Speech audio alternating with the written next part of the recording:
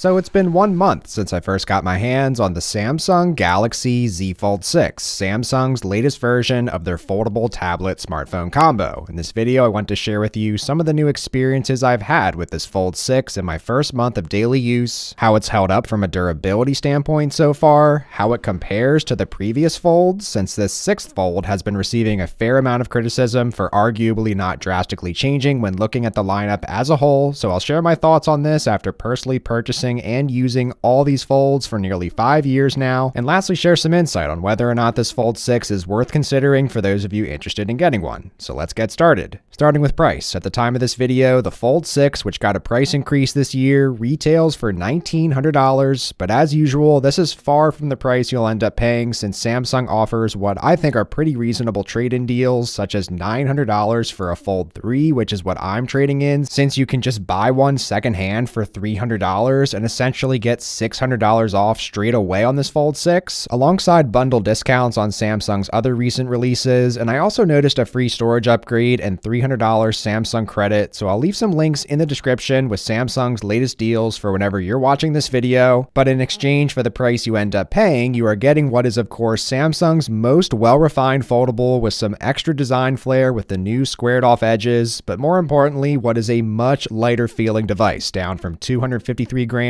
to 239 grams, which has made this fold the device I am always reaching for over anything else, since alongside the larger outer display and slimmer profile overall makes what has historically been a pretty bulky device that I'd sometimes think twice about jumping into with its inherent bulk and heft into the most accessible fold since the first generation, which the one-handed nature is what makes this phone so special to me in the first place, except now we have a much more usable experience inside and out. But how is the phone held up from a durability standpoint, since all of these physical refinements don't matter if the fold doesn't hold up well over time? After 1 month of use so far, while on the whole I've been a lot smarter about protecting my expensive investment this time around after experiencing more wear and tear on my past folds than I care to admit, regardless of Samsung's claims or what other reviewers may say, it's worth mentioning we are still working with a flexible display on the inside of this phone. I've had one instance of pressing on the display a little too hard with my thumb with an untrimmed nail, which resulted in what looks like a permanent marking. I'm not sure if it's only as deep as the included screen protector or if my screen is marked up here for the rest of the time, but even a little unintentional added pressure to the screen from a fingernail can cause markings, so more mindful use is still needed on the inner display. But if there's one thing I've learned over the years of using all these folds, it's that the outside of the phone is what you really need to be worried about, as I've dropped past folds on concrete in addition to scratching nearly every outer display with it always being exposed and the many different ways you can use this fold. So I've definitely taken more precautions this time around and have been using a screen protector, which I highly recommend for this fold more than any other device I've used over the years, in addition to a more protective case from Spigen, who's the sponsor of this video, to show off their new cases for this Fold 6, such as this Slim Armor Pro, which is what I've been mainly using for the past month, in addition to their Tough Armor Pro P case, which can house the S Pen for you and serves as a stand, which this S Pen stand combo is what a lot of people said they were looking for after I checked out Samsung's official case options, followed by hinge protection, which none of those cases offer either. And while admittedly in the past I'd shy away from this case style, Samsung's physical refinements this year have trickled down to Spigen's protective cases being a lot more comfortable to use with what is now a slimmer yet seemingly just as protective design. The matte sidings and ribbed hinge protection have a great feel in the hand, and overall this is the best balance of protection and comfortable feel I've found yet for this Fold 6, and Spigen offers protection for everything else Samsung recently released, such as similar options for the Flip 6, in addition to cases for the new Watch Ultra and Buds 3 Pro, and screen protectors for both of the new foldables, so be sure to check out Spigen's offerings on Amazon. But whether or not you use a case with this fold doesn't change how enjoyable this phone is to use on the outside, with the enhancements made to the outer display with the new 6.3-inch size. While it may not seem like much on video, in person and in hand, the cleaned up bezels and added width compared to the Fold 5 gives this sixth a much more inviting display, which I've noticed myself using more than any previous fold Fold, and more importantly, the keyboard typing experience with the added screen space is much more usable. After you stretch the keyboard to its largest size for larger keys, I found myself making little to no typing errors and able to type faster and more comfortably. And to drive this point home, I am actually typing this entire video script on this outer display, and overall, while it may seem like a small refinement, it goes a long way for me personally, considering how much more time I am now spending on this outer screen, and having an equally enjoyable and usable device on both screens is what makes these folding tablet smartphone combos worth considering in the first place. And while I understand there are plenty of other foldables readily available on the market to also consider with much larger outer displays, something that keeps me from using those in my everyday life, as silly as it may sound, are the massive camera modules found on the backs of these, such as the OnePlus Open. While definitely exceeding this fold on a spec sheet, the one-handed experience is hindered for me because that camera bump getting in the way every time I use the phone, whereas on my Fold 6, I am very grateful Samsung has stuck with this smaller camera array that definitely does a better job of staying out of the way, even if it means we don't get flagship level cameras like we see on the S24 Ultra that most people want so desperately to come to these Fold phones. So now just taking a quick look at the cameras in action, since on the whole they haven't changed a ton from the Fold 4 and 5, we have the 50 megapixel primary lens, a 12 megapixel ultra wide lens, which now also has 4K 60 video recording capability, in addition to the now par for the course 10 megapixel telephoto lens with 3 times optical zoom, which goes up to a 30 times digital zoom. Overall, these cameras are still very good for me in my everyday use, and the only other noteworthy change here is the low light performance. As shown here in this sunset shot taken at the same time on both my Fold 5 and 6, you can see how much more life there is on the 6's low light shot, but an area where I've noticed more of a difference on the 6 Fold is the battery life. Perhaps it's due to me using the outer display more. I think it also mainly has to do with the new Snapdragon 8 Gen 3 processor packed in this phone, but regardless, I'm able to pretty consistently get 8 hours of screen on time on this Fold over the course of 2 days in later use cases. I've had multiple battery cycles in the past month showing proof of this, in addition to a 24-hour cycle with 5 hours screen on time using 60% of the battery. However, heavy tablet use will still result in battery metrics consistent with the previous Gen Folds, such as getting 6 hours of screen on time over the course of 2 days in this example instead of my usual 8. But on the whole, I can confidently say I am getting better battery life on my Fold 6 in my first month of use. So overall, in my first month of use, I think it's safe to say, and I don't think anyone is going to question the fact, that this is indeed a well-refined Fold when compared to its predecessor. As an avid Fold user myself over the years, the physical refinements made this year are what really stand out to me, and it's what makes me a little surprised at how much criticism this Fold 6 is receiving, since for the record, I think there was arguably much less change year over year from the Fold 4 to the Fold 5. So I think what most people are more upset about is the overlaying lack of major innovation over the entire Fold line now, with the second Fold from 2020 still being the one that got the most physical changes, and every Fold after that simply slightly improving upon the previous. Regardless of whether or not this series of small refinements is intentional by Samsung, I'm glad that this form factor has continued to stick around. The unique, usable, and enjoyable outer screen paired with a very inviting inner display, which I know I barely touched on in this video, but the reality is that it hasn't changed a ton from the Fold 2 to 6 now, and I've covered these folds extensively on my channel if you want more analysis of these folds as a whole. I will say the new squared off design is a nice change aesthetically, but aside from that, it's still the same experience in my eyes. And while I am on the whole pretty optimistic about what this Fold 6 offers, I still remain to be disappointed in the fact that there is no S Pen support on the outer display. This screen is definitely large enough to make use of it, and anytime there isn't an equally enjoyable experience between the inner and outer screens is where these foldables lose points for me. And with this being the 4th Fold with S Pen support, I can't help but think this is an intentional choice by Samsung that still frustrates me, and equally frustrating is the continual lack of S Pen housing on this Fold, as the S Pen on the S24 is what sets it apart from so many other flagship phones, and this would similarly be for the Fold a standout feature from all the other foldables out there on the market, but instead we have to continue playing the accessory game if I want to have the S Pen on me at all times, which I then often tend to leave at home if a certain case doesn't store it, or if I worry about losing it when coming up with a jerry-rig solution like holding it in the strap of the silicone case. But overall, aside from a couple of head-scratching omissions, this Fold 6 continues to be my foldable tablet of choice, even though it may not boast the best cameras or screen sizes. The improved feel in the hand on this 6 Fold, in addition to the larger outer screen and better battery life, are what have me reaching for this device over anything else I may spend time with for the sake of making reviews for this channel. I understand that the retail pricing is high, but the reality is that you have to play Samsung's trade-in game to get this device for a reasonable price. But that's all of my thoughts for now on the Fold 6. I'll be curious to hear your thoughts on it down in the comments below, and please consider subscribing, since I'll at the very least follow up with my 6-month review of this Fold 6, and in the short term I'll be sharing some thoughts on the Galaxy Ring and Flip 6 after also using those for a month.